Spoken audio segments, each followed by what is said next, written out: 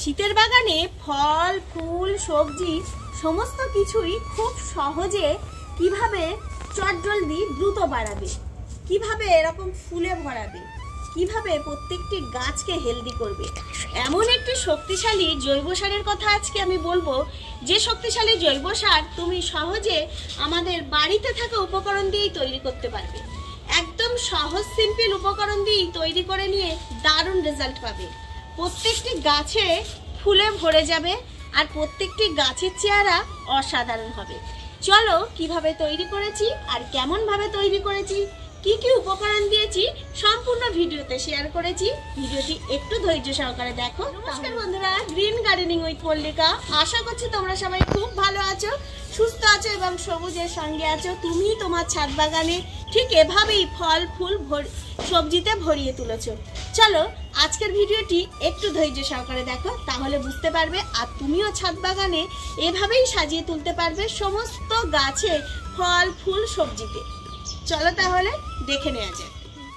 শীতের গাছের জন্য আদর্শ জৈব টনিক তৈরি করতে কি কি উপকরণ লাগছে চলো দেখে নিই বন্ধুরা। প্রথমত দেখো, আমি প্রায় 100 জলের মধ্যে 2 চামচ মতো চা পাতা ভিজিয়ে দিয়েছি। এটি কিন্তু ব্যবহৃত চায়ের পাতা নয়। তারপরে এখানে লক্ষ্য করো, আমি একটি বিট টুকরো টুকরো করে কেটে নিচ্ছি। এছাড়াও তোমরা বিটের খোসা বা বিট ধোয়া জল গাছে ব্যবহার করতে পারো। যাই হোক, আমি একটি বিট খুব ভালো করে টুকরো করে নিয়েছি। রসুন ও পেঁয়াজের খোসা আমি ভিজিয়ে রেখেছি, পাশে লক্ষ্য করো। চা পাতাও ভিজিয়ে রেখেছি। তারপরে আরও একটি উপকরণ আমি এখানে ভিজিয়ে রেখেছি, সেটি হলো চীনাবাদাম। চীনাবাদাম প্রায় 25 মতো আমি ভিজিয়ে রেখেছি। গতকালকে রাত্রে আমি জলে এভাবে ডুবিয়ে রেখেছি, সেটিও দিয়ে দিলাম এই বিটের সঙ্গে। এবার আমি মিক্সিতে খুব ভালো করে পেস্ট করে নেব। চলো এই সমস্ত উপকরণ নিয়ে চলে যাব বাগানে। চলে এলাম ছাদ বাগানে। ছাদ বাগান থেকে আমি একটা অ্যালোভেরার পাতা বা অ্যালোভেরা আমি নিয়েছি, সেটিকেও খুব ভালো করে টুকরো টুকরো করে নিচ্ছি। এবার চলো আমি ছাদ বাগান থেকে আরও বেশ কিছু উপকরণ এই টনিকের মধ্যে দেব। এটি বলতে পারো শীতের গাছের জন্য আদর্শ একটি খাবার। গাছ যখন মাঝারি সাইজের হয়ে যাবে তখন এই টনিকটি ব্যবহার করতে তোমরা শুরু করবে। 10 দিন অন্তর অসাধারণ রেজাল্ট হবে। দেখো অ্যালোভেরার টুকরোটাকে জলের মধ্যে দিয়েছি, দিয়ে খুব ভালো করে এভাবে আমি একদম যতটা পারি জলের সঙ্গে মিক্সড করার চেষ্টা করছি। তোমরাও ঠিক এভাবে মিক্সড করে নেবে। এবার চলে আসা যাক কেন অ্যালোভেরার টুকরো তোমরা জলের মধ্যে দেবে। অ্যালোভেরার টুকরো সাধারণত অ্যালোভেরাতে প্রচুর পরিমাণে প্রাকৃতিক বা ন্যাচারাল রুট হরমোন হিসাবে আমরা এই অ্যালোভেরার টুকরোকে ব্যবহার করি। গাছের শিকড়ের বৃদ্ধি ও শিকড়ের ডেভেলপমেন্ট অনায়াসে হবে এবং গাছ যত শিকড়ের বৃদ্ধি ঘটবে তত কিন্তু গাছের গ্রোথ ভালো হবে, শাখা পোশাখা বৃদ্ধি ঘটাবে এবং গাছের তত বেশি ফুল ফলের সংখ্যাও তোমরা বেশি পাবে। তারপরে আমরা এখানে ব্যবহার করলাম, দেখো যে চীনা বাদাম আর বিট মিক্সড করেছি সেটিও জলের মধ্যে দিয়ে দিলাম। তারপরে দেখো পেঁয়াজ এবং রসুনের খোসা সেটিও দিয়ে দিয়েছি। পেঁয়াজ রসুনের খোসাতে প্রচুর পরিমাণে ফসফরাস থাকে। চীনা বাদামের নাইট্রোজেনের পাশাপাশি আরও অন্যান্য পুষ্টিমৌল আছে, আর বিটে রসেও থাকে প্রচুর পরিমাণে পটাশিয়াম। তারপরে দেখো যে চা পাতাটা ভিজিয়ে রেখেছিলাম সেটিও এর মধ্যে দিয়ে দিলাম। এইভাবে একটিবার তৈরি করো, দারুণ রেজাল্ট আসবে। তারপরে আরও এর সঙ্গে বেশ কিছু উপকরণ আমি যোগ করব। এখানে দেখো আমি পটাশিয়াম সমৃদ্ধ একটি লিকুইড সার দিচ্ছি, সেটি হলো কলার খোসা, মোচা এই ধরনের আমরা বাজার থেকেও কিনে আনি, সেগুলোকে ফেলে দিই। সেগুলোকে না ফেলে এভাবে জলে ডুবিয়ে রাখবে। এতে কিন্তু প্রচুর পরিমাণে পটাশিয়াম আছে, যেটি গাছের ফুল ফল আনতে ভীষণভাবে কাজ করবে। গাছের গ্রোথ অনায়াসে ভালো হবে। তো এটিও আমি 500 মতো দিয়ে দেবো। আমি এভাবেই ভিজিয়ে রেখেছি। শীতের গাছের এটিও একটি আদর্শ খাবার। তো এই লিকুইড আমি 500 দিয়ে দেব। এর পাশাপাশি আরও বেশ কিছু উপকরণ এর মধ্যে দেব। এই যে জড়িবুটি মিক্সড একটি ফার্টিলাইজার আমি তৈরি করছি, এতে কিন্তু অতিরিক্ত পয়সা খরচ হচ্ছে না, একদম বিনামূল্যের বেশি কিছু জিনিস এখানে আছে। তারপরে এখানে দেখো নিম পাতা শুকনো, সেটি আমি দিয়েছি। তোমার কাছে যদি কাঁচা নিম পাতা থাকে সেটি তুমি ব্যবহার করতে পারো। অবশ্যই মিক্সিতে পেস্ট করে নেবে। প্রায় 100 মতো নিম পাতা নেবে। তারপরে যে উপকরণটি দিচ্ছি সেটি হলো গোবর সার। গোবর সার দেখো প্রায় 1 কেজি মতো আমি জলে ডুবিয়ে রেখেছি, সেটিও আমি 500 মতো এই জলের সঙ্গে মিক্সড করব। বাড়িতে যদি কাঁচা হলুদ থাকে অন্তত 50 গ্রাম মতো খুব ভালো করে বেটে নেবে অথবা মিক্সিতে পেস্ট করে সেটি দিয়ে দেবে। আর যদি কাঁচা হলুদ না থাকে তাহলে তুমি গুঁড়ো হলুদ ব্যবহার করবে। এই সারটি এত সুন্দর রেজাল্ট আসবে, তোমরা দেখেই অবাক হয়ে যাবে।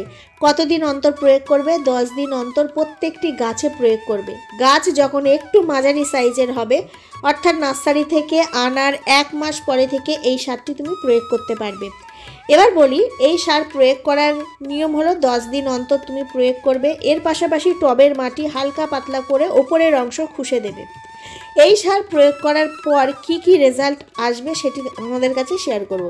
এই সার প্রয়োগ করলে গাছের গ্রোথ ভালো হবে, গাছে প্রচুর পরিমাণে ফুল ফলের সংখ্যা বৃদ্ধি পাবে, গাছের শিকড়ের বৃদ্ধি ঘটবে, প্রচুর পরিমাণে ব্রাঞ্চ বার হবে এবং গাছের পোকামাকড়ের উপদ্রব অনেক অংশ কমে যাবে। ব্যাস, একটি সারেই বাজিমাত হয়ে যাবে। অবশ্যই তোমরা তৈরি করো আর প্রয়োগ করো। আমরা মূলত বিভিন্ন দুরারোগে আক্রান্ত হচ্ছি, একমাত্র কারণ হচ্ছে বাজার থেকে যেসব সবজি আনি, এছাড়াও ভেজাল। সমস্ত জিনিসেই আমরা ভেজাল খেয়ে থাকছি। এর পাশাপাশি আমরা যে সমস্ত সবজিগুলো আনছি সেই সমস্ত সবজিগুলো প্রচুর পরিমাণে রাসায়নিক সার প্রয়োগ করে। এর ফলে প্রচুর রোগে আক্রান্ত হচ্ছি। চলো না আমরা সবাই মিলে ছাদ বাগান, এছাড়াও আমাদের যাদের জায়গা আছে সেই সমস্ত বন্ধুদের বলবো, খুব সহজ সিম্পলভাবে ঘরে থাকা উপকরণ দিয়ে এরকম জৈব বাগান তৈরি করে চলো সবজি চাষ করি।